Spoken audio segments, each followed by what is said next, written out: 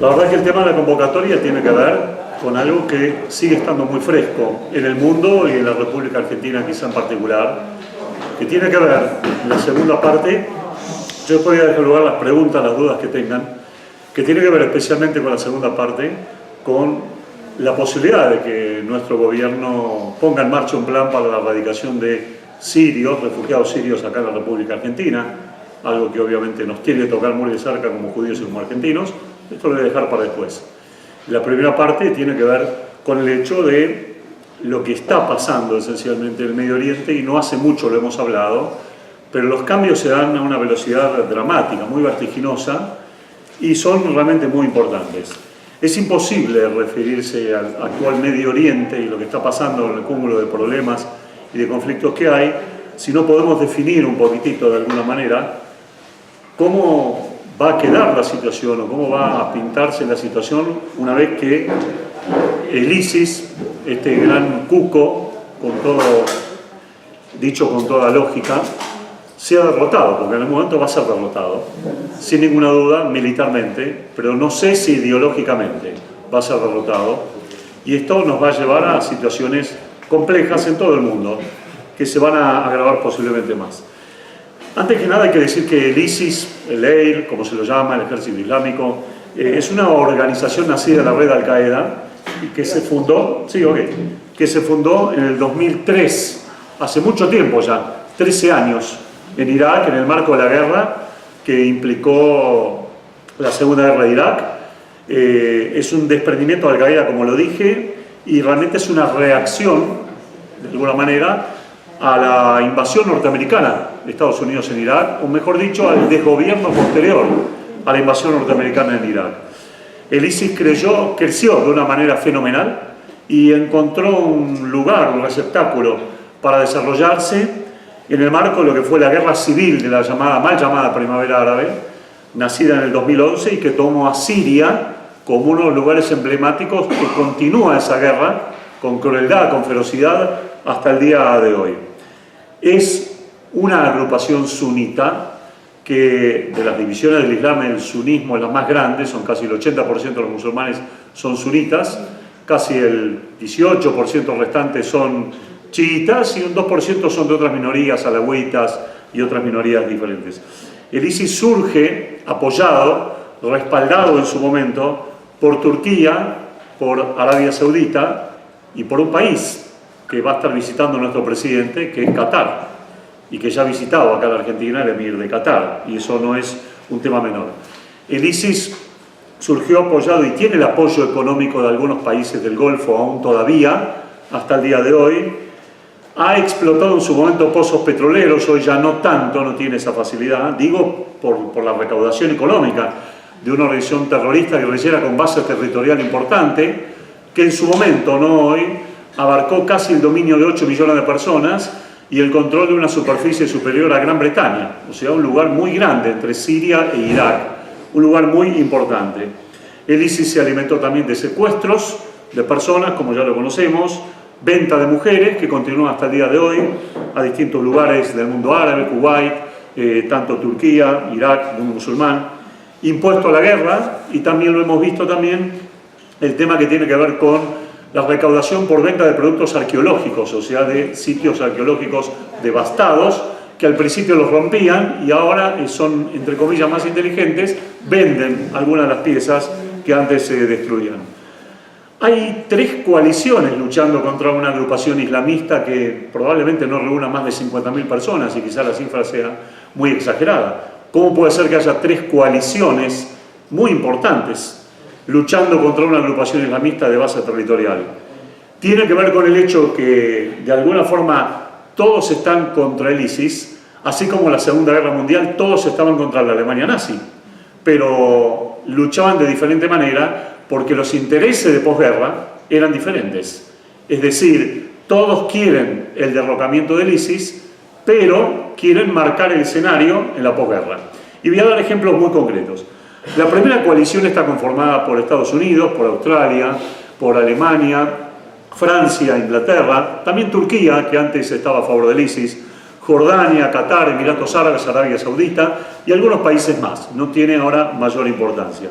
La segunda coalición, que se opone también en parte a esta primera coalición, está conformada por el gobierno sirio actual, está conformada por Rusia, Irán y el Hezbollah, que es una organización terrorista islamista. Es decir, curiosamente, se lucha contra una organización terrorista, otra organización terrorista, no menos que esta, para que tengamos una idea. La tercera coalición es una coalición territorial. Está conformada principalmente por los kurdos, está conformada por lo que es llamado el Ejército Sirio Libre, que es una serie de unas 200 agrupaciones diferentes que tienen en muchos casos consecuencias y matices diferentes entre sí y que están liderados por Estados Unidos. Pero ¿por qué 3 coaliciones para luchar contra esta organización? Porque las 3 prevén que el Medio Oriente, cuando el ISIS sea derrotado, va a ser totalmente diferente al Medio Oriente que se armó en 1918, cuando terminó la Primera Guerra Mundial. Hay un nuevo escenario, va a haber una disgregación de Siria, va a haber una disgregación de Irak, y cada uno de ellos quiere tener una tajada importante. Rusia quiere tener un control y un acceso al Mediterráneo que hoy posee por una base aeronaval y una base aérea importante, y por eso ayuda al gobierno sirio. Necesita tener intereses controlados en la zona. Por otro lado, Estados Unidos, que se ha retirado parcialmente de la zona y ha provocado el avance del ISIS esencialmente en la región, no quiere que Rusia quede como una potencia exclusivamente dominante y también quiere controlar la expansión de Irán en la región, que es muy importante.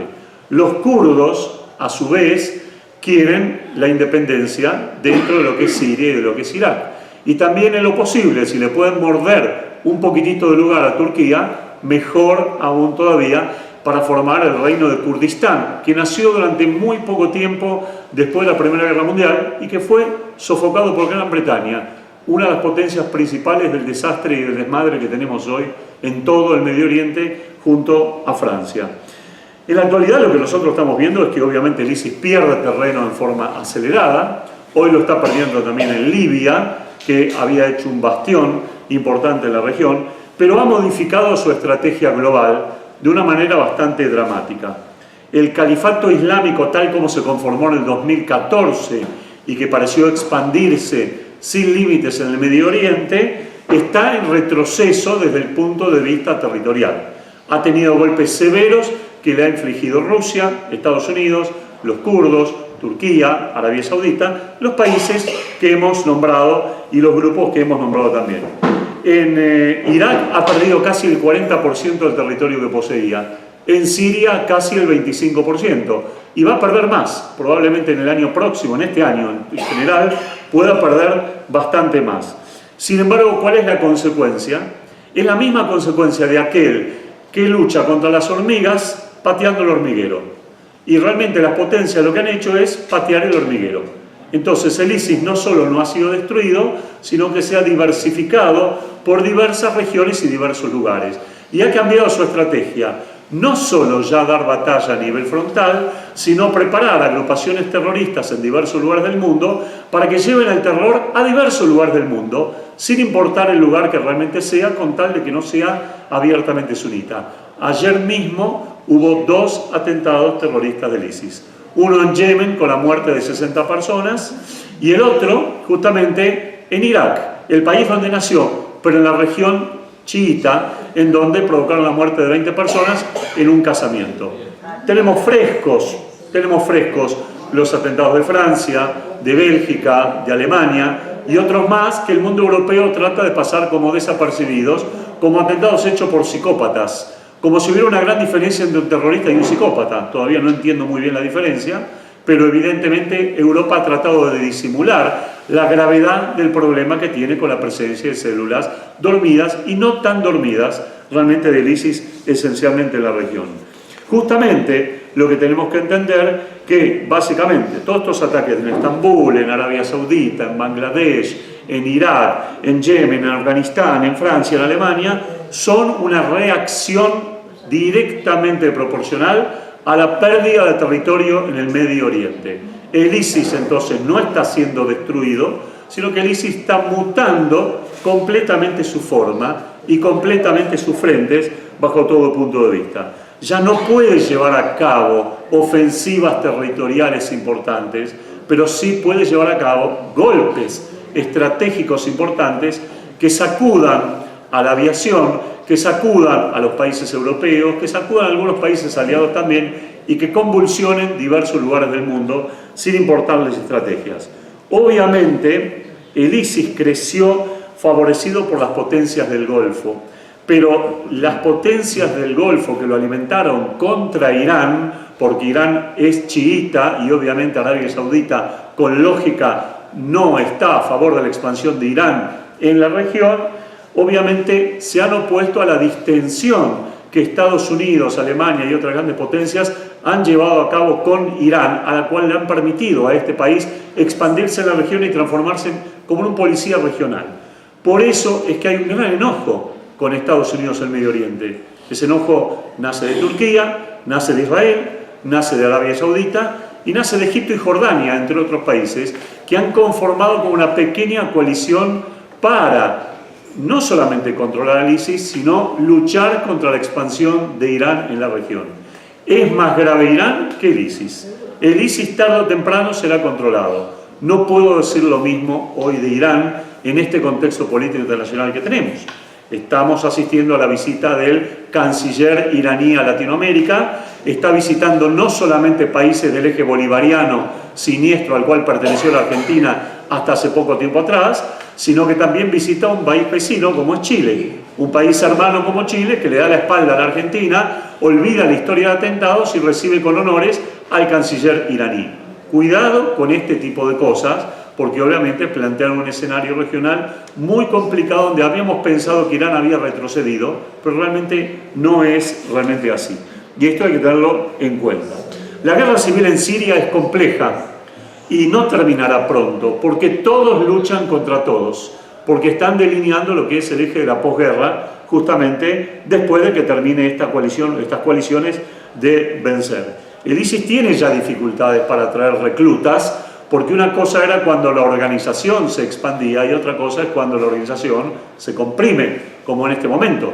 Ya no llegan con facilidad de Europa y de otros lugares reclutas a las filas del ISIS, porque Turquía ha cerrado sus fronteras a la penetración de esta agrupación, a la cual antes ayudó por intereses geopolíticos que, repito, tenían que ver con controlar a Irán en la región, y que ahora no ayuda, porque obviamente el ISIS ha atacado a Turquía también, como un perro que se va de las manos y muerde la mano de su propio dueño. Esto es lo que ha hecho el ISIS realmente en general.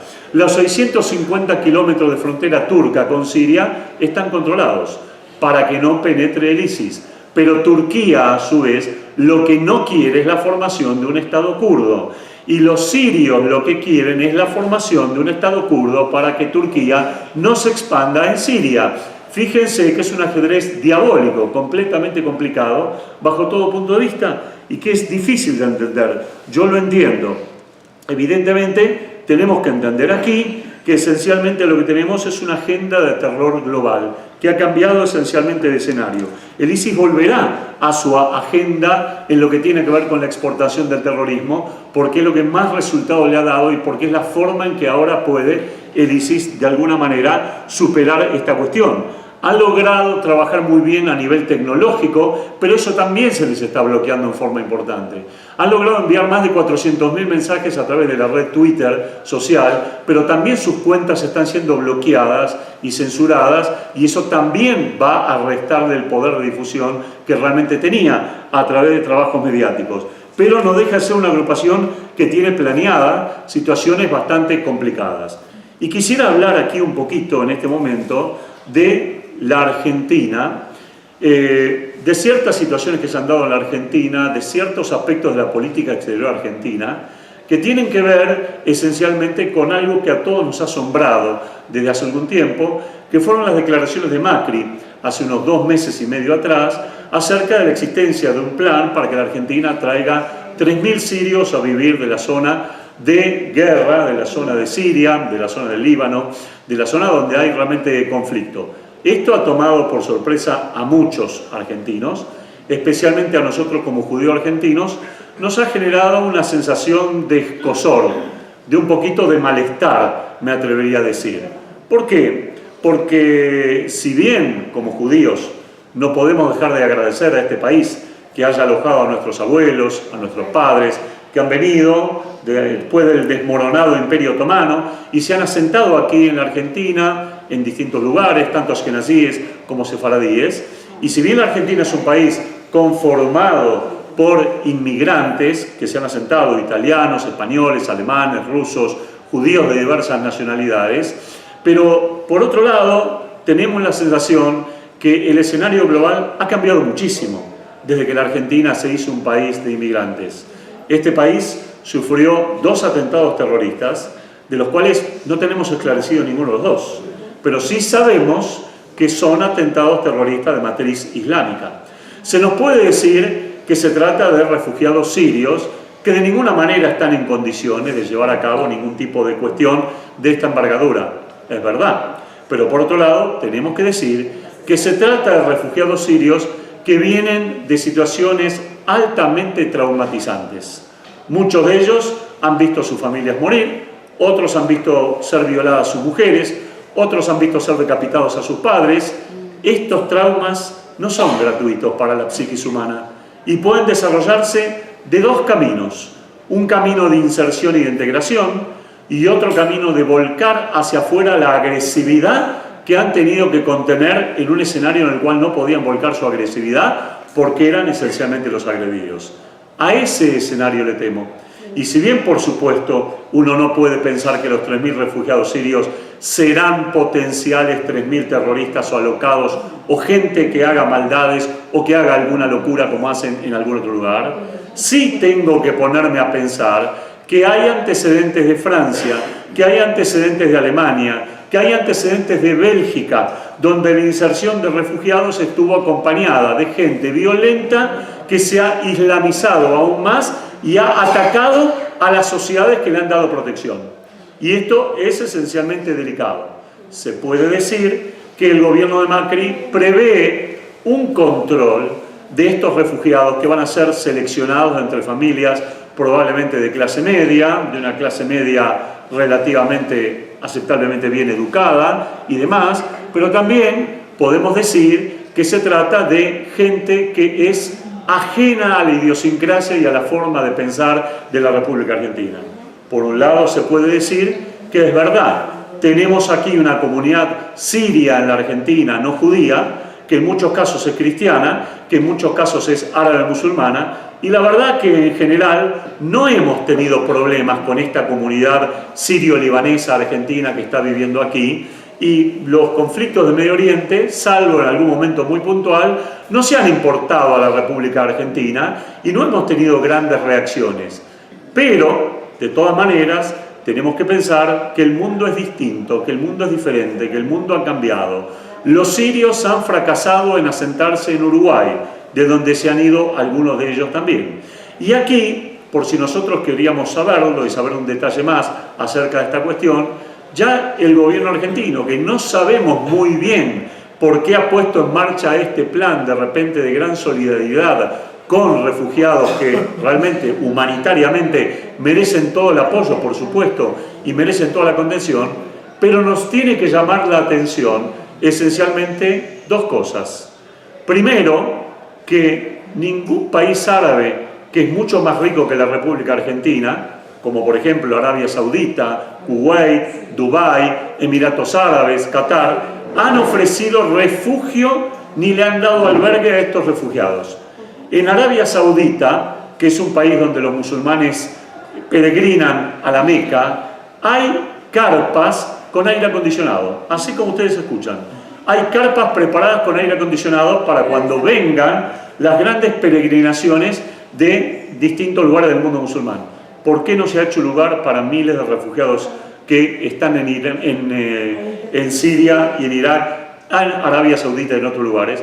No sabemos por qué, pero evidentemente los árabes no son muy receptivos de sus propios hermanos cuando están esencialmente en la desgracia también. ¿Por qué entonces quizás deberíamos serlo nosotros? Quizá por una sobreactuación del presidente argentino. Argentina quiere insertarse en el primer mundo a toda costa, vincularse con Francia, con España, con Italia, con Alemania, con países que hoy sufren, obviamente, la presión demográfica que ellos mismos se han creado después de la hecatombe que se está viviendo en la zona del Medio Oriente, y entendió el gobierno argentino que tiene que dar un gesto. El gesto es tratar de ayudar a Europa a traer refugiados acá a la Argentina y ganarse cierta simpatía europea. Pero ¿qué sucede? Ya ahora vemos que Europa, que prometió financiar con cerca de 10.000 millones de dólares el asentamiento de refugiados en el país, ahora está titubeando respecto a la cifra. Y a nosotros mucho dinero no nos sobra que digamos. Por otro lado, también tenemos que tener en cuenta que en la Argentina tenemos muchos refugiados argentinos que están durmiendo acá en las calles de Flores, o en la calle de Once, o Villa Crespo, o en el interior, y en diversos lugares, y las necesidades de ellos no están satisfechas tampoco.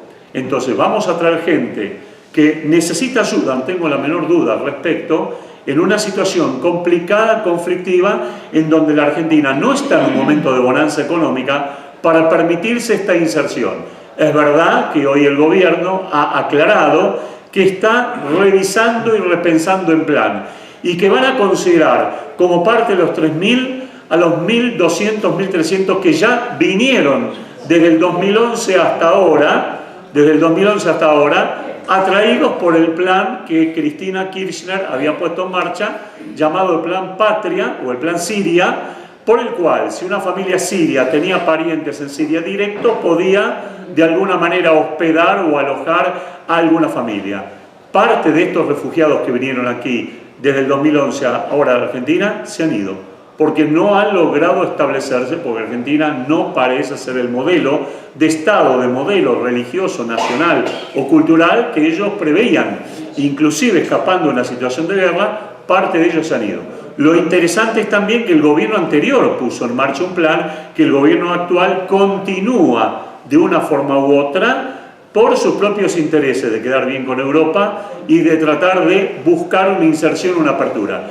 Este tema de los refugiados va a ser un tema que el gobierno argentino lo va a plantear dentro de 20 días en las Naciones Unidas, donde hay una cumbre para analizar toda la problemática de refugiados.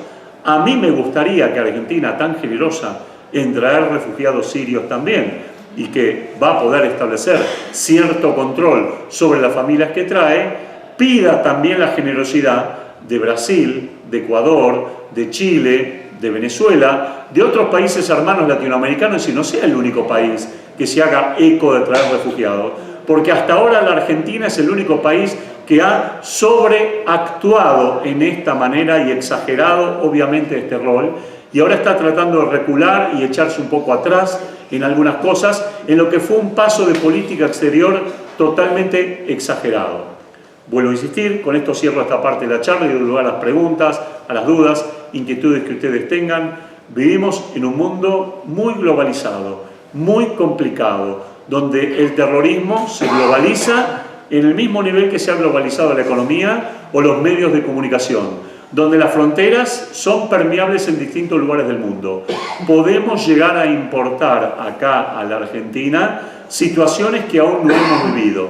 Es verdad que hasta ahora no hemos comprobado abiertamente que el ISIS esté en la Argentina. No, no lo hemos comprobado. Pero sí se ha comprobado una presencia de simpatizantes del ISIS en Brasil, a propósito de los Juegos Olímpicos que se han visto, y Brasil tomó severos recaudos para tratar de desarmar a esas células y tratar de que no pasen a una acción alocada como nos tiene acostumbrado el ISIS. Pero también es verdad que en la Argentina en los últimos tiempos han llegado y están alojados en el 11 personas provenientes de Pakistán, de la India, de diversos lugares, que profesan ideologías islámicas bastante extremas, que poco tienen que ver con la afinidad de los árabes musulmanes que se han radicado aquí en la República Argentina en un marco de convivencia.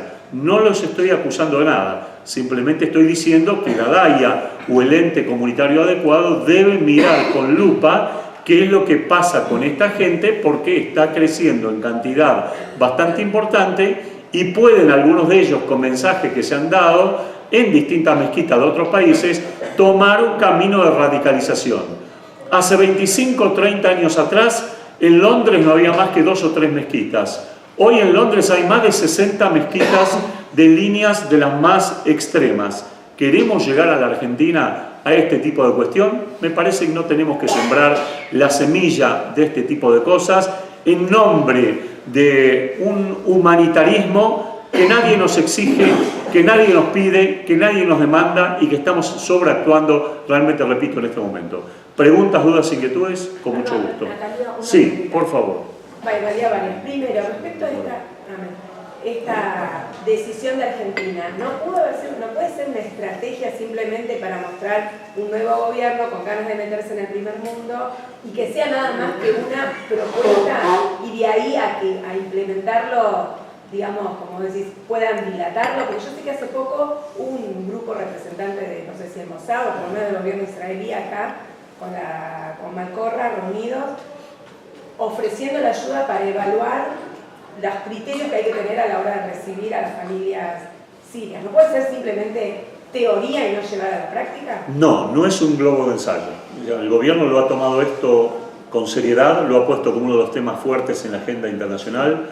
Probablemente este tema lo haya elevado la misma canciller Malcorra porque tenía ambiciones de llegar a número 1 en Naciones Unidas y obviamente buscar el voto de países árabes y en el seno de aquellos países denominados progresistas y poder ganar un poco esa simpatía. Es probable que esto no sea algo proveniente específicamente de Macri en esa lista, sino que haya venido impulsado por la canciller, en la cual él confía mucho y en la cual él delega mucho y asienta mucho en su prestigio. Ahora, no es un globo de ensayo porque ya se están delineando equipos de psicólogos, de asistentes sociales y de seguridad para viajar a Siria y poder entrevistar a familias que se consideren aptas, adecuadas para radicarse acá en el país. Se apunta a familias jóvenes, se apunta a familias con hijos pequeños, que tengan un nivel de dominio idiomático del inglés o del francés, más allá del árabe, si es el español mejor, para facilitar la integración. No tenemos que tener miedo en el sentido de pensar que se van a traer a 1.800 o 2.000 personas y alojarlas en la Villa 31. No es esta la intención. La intención es que sean obviamente integradas y no sumadas a los focos de caos que nosotros ya tenemos urbano en Buenos Aires. La intención es que esta gente pueda asentarse en Catamarca, en La Rioja, en Santiago del Estero, donde ya hay comunidades árabes sirias de hace muchos años y que quizá puedan encontrarse hasta desde un punto de vista climático mejor que en la fría Buenos Aires, ¿verdad? Pero el plan está en marcha. Ahora yo lo que me pregunto, más allá del Mossad o no del Mossad o los criterios de seguridad, es la Argentina, un país en donde su policía y su servicio de inteligencia no pueden garantizar la seguridad de sus propias autoridades que son amenazadas todos los días telefónicamente con llamados a diversos lugares, ni puede desbaratar prácticamente casi a nadie, salvo a 2 pibes que jugaban en Twitter una tarde y le intervinieron el teléfono y enseguida lo pescaron. Un país que no está en condiciones de garantizar su seguridad cuando uno sale a la calle y camina 200 metros sin que le roben su celular, va a estar en condiciones de monitorear y continuar siguiendo la inserción de 1.000, 2.000, 3.000 o 1.500 refugiados sirios. Me parece de una enorme ingenuidad, me parece de una enorme torpeza. Es verdad que se trata de tratar refugiados o de traerlos en un lote de 300, 350 personas, no todas de golpe, pero es claramente una decisión política que tiene tomada el gobierno porque entiende que es un gesto europeo, un gesto hacia la gran Europa que hoy sufre de la presión obviamente de refugiados. Desde ya que Europa no le va a resolver nada, 3.000 más o 3.000 menos, con el dolor de cabeza demográfico que realmente tiene. Pero está esperando que la Argentina haga este gesto para poder presionar a otros países latinoamericanos a que se sumen a tratar de descomprimir la situación que vive Europa. El gran problema que el mundo hoy tiene es que hasta hace 20 años atrás teníamos en el mundo 22 millones de refugiados por las guerras. Hoy tenemos 65 millones de refugiados y el número va increciendo de una manera que es espantosa por la cantidad de conflictos que hay, no solo en Medio Oriente, en Nigeria, en Chad, en Somalia, en Afganistán, en Yemen, en Pakistán, en diversos lugares del mundo. Lo primero que hace la gente es escapar de la guerra a cualquier lugar pagando lo que fuere. Entonces, evidentemente busca, es lógico, entonces busca, nosotros también hemos tratado de nuestros padres, abuelos, de escapar del conflicto a distintos lugares. Pero me parece que hoy por hoy los países deben tomar criterios de razonabilidad que en el caso argentino no creo que se puedan tomar o se estén tomando o se está pecando de un grado de confianza extremo que no amerita las actuales circunstancias. Sí. Finalmente yo le hago la pregunta. ¿Efectos a favor y en contra del ISIS con respecto a Israel? Bueno, esa es una pregunta que me la hacen en muchas oportunidades. ¿Se escuchó la pregunta? Sí. Aspectos a favor o en contra del ISIS y la relación con Israel. Este es un tema muy interesante y dentro de la complejidad del tema no deja de ser un tema muy complejo. Si usted me preguntaba en el 2014 o hasta septiembre del 2015 esta pregunta, yo le decía esencialmente que Israel tenía de alguna manera algunos motivos para preocuparse de la expansión del ISIS en Siria. Hoy Israel tiene motivos para preocuparse de la retracción del ISIS en Siria, porque el lugar que el ISIS está dejando lo está ocupando el Hezbollah de Irán. Y el Hezbollah de Irán son peores que el ISIS. Entonces, tenemos que tener en cuenta que no es que Israel apoya a esta organización, porque no la apoya, es una organización terrorista de primer nivel. Son peores, pero... A ver, en lo que tiene que ver con un grado de crueldad, el ISIS ha demostrado ser lo que podemos llamar el nazismo islamista. Es decir, sus métodos de aterrorizamiento, sus métodos de lucha, sus métodos de ejecución, su barbarie no está lejos de lo que los nazis hacían con sofisticadas cámaras de gas. El ISIS no necesita cámaras de gas para sus opositores, el sable decapitador les alcanza, la morbosidad, los llamados cachorros o leones del ISIS, sus jóvenes de 10, 12, 15 años que están entrenando aceleradamente para formar una generación de animales, poco menos que animales con el cerebro lavado, es peligroso, es riesgoso, pero así y todo no deja de ser una organización que tarde o temprano va a ser controlable de una manera u otra, no va a dejar de existir, pero así como Al-Qaeda existe, pero fue controlada y fue en gran parte desbaratada, y hoy se le escucha bastante menos, el ISIS va a tener esta posibilidad también de ser controlado. No así, si no se toman los recaudos de Irán y de Siria, del gobierno actual, que no quiere ser derrocado, que es apoyado por Rusia, como lo dije, y del Hezbollah, que espera más beneficios de Irán y de Siria, del gobierno actual, derrotando al ISIS, que es el opositor acérrimo del Hezbollah. La creación de un frente militarizado en Siria que esté bajo el control del gobierno sirio con respaldo del Hezbollah y de Irán es un dolor de cabeza de proporciones para el Estado de Israel, porque va a tener un nuevo frente en el Golán que estuvo 35 años tranquilo y que ahora podría llegar a tener la presencia de un gobierno cercano a los intereses sirios ante un retroceso evidente de Estados Unidos, obviamente, en la región. Esto es un riesgo, porque hoy el Hezbollah de Irán está en la frontera con el Líbano, pero poder expandirse a la frontera con Siria, que está cercana, y generar una presión adicional sobre Israel, que Israel no la necesita. De manera tal que en este momento en la frontera con Siria, Israel lo que necesitaría es que, entre comillas, el ISIS se fortalezca. No así en la frontera con Egipto. El ISIS está en el desierto del Sinaí. Y en el desierto del Sinaí el ISIS puede ser un dolor de cabeza para Israel, porque está siendo un dolor de cabeza para el gobierno egipcio. El ISIS quiere liberar el Sinaí y transformarlo en una provincia independiente. Quiere mudar el califato de Siria y de Irak al de territorio de Egipto, con más razón ahora que está siendo derrotado en Libia. Libia limita con Egipto. Ya hay una migración de miembros del ISIS en forma importante en la frontera entre Libia y Egipto. ¿Ustedes creen que la frontera entre Libia y Egipto está muy demarcada? No está demarcada por nada, es desierto de aquí y desierto de allá. Y el otro lado de la frontera del Sinaí da con el Mediterráneo, y por lo tanto también por vía del Mediterráneo pueden entrar miembros del ISIS en una zona muy extensa y de poco control. Y además el ISIS en Egipto, en el territorio del Sinaí, tiene dos grandes ventajas. Una, que tiene el sostén y el apoyo de grupos beduinos nómades que están en contra del gobierno egipcio. Y segundo, que el gobierno egipcio actual tiene una relación política muy buena con Israel, pero no es popular entre su población y por lo tanto no goza de la simpatía de la población egipcia. Entonces estamos viendo que Egipto puede islamizarse un poco más a pesar de la represión del gobierno. Egipto limita con Israel. El ISIS ha atacado indirectamente a Israel en alguna oportunidad en forma muy aislada, de manera tal que la inteligencia israelí trabaja muy activamente con Egipto para neutralizar al ISIS dentro del territorio de Egipto. Han habido bombardeos de Israel en territorio egipcio con permiso de Egipto. Y también ha habido, con permiso de Israel, el acercamiento de tropas egipcias a la frontera israelí.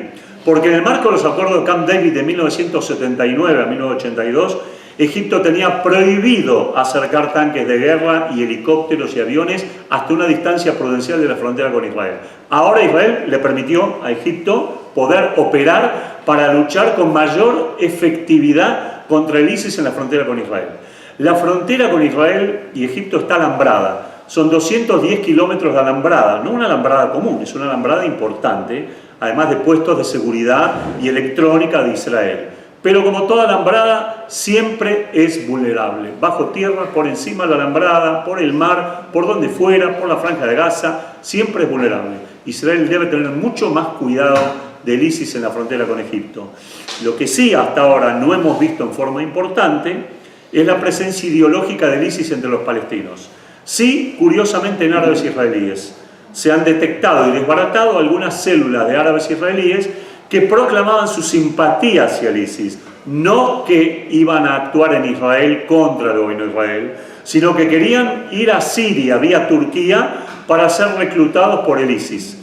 Hay 25 árabes israelíes luchando para el ISIS, es una cantidad insignificante, la verdad que sí, y hay otros que han sido detenidos en el aeropuerto de Ben Gurión cuando querían salir por tareas de inteligencia que Israel ha hecho, sabiendo de que tarde o temprano vía Turquía iban a pasar por contrabandistas a engrosar las filas del ISIS y probablemente después querer volver a Israel e infiltrarse en Israel como árabes israelíes, lo cual es un problema porque no se le puede impedir obviamente la entrada siendo un ciudadano árabe israelí.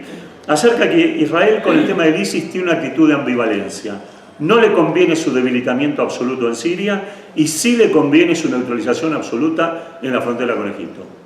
Fíjense las contradicciones que realmente acá hay en el poder, que son realmente muy manifiestas, muy importantes. Esto, de alguna manera, también nos tiene que hacer recordar en algunos aspectos de la geopolítica, como en política internacional no hay amigos, hay intereses creados.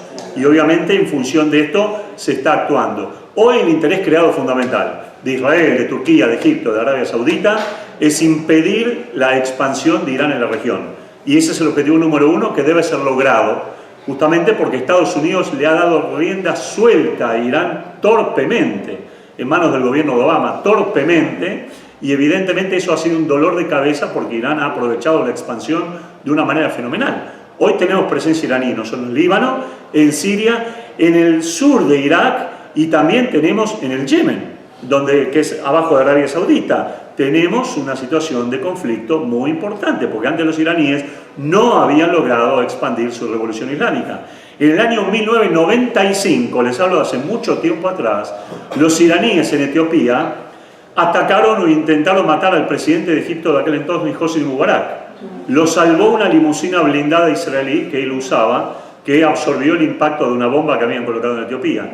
Esto nos da la pauta hasta dónde Irán quería golpear a Egipto para tratar de avanzar en la región. Por eso, hoy por hoy, lo que estamos viendo es que el mundo árabe ya no considera que Israel sea el problema político, geopolítico número uno. El número uno es Irán y el número dos es el vacío que se ha creado con la ausencia o el retroceso norteamericano en la región, de la mano de la expansión de Rusia, que siempre tuvo ambiciones de llegar al Mediterráneo y de sostenerse el Mediterráneo a cualquier precio, sea por el gas, sea por bases estratégicas, sea para recuperar la antigua grandeza de Rusia de la época de los zares, que siempre los rusos quisieron expandirse en toda la región. La guerra con Afganistán fue una prueba clara de esto también.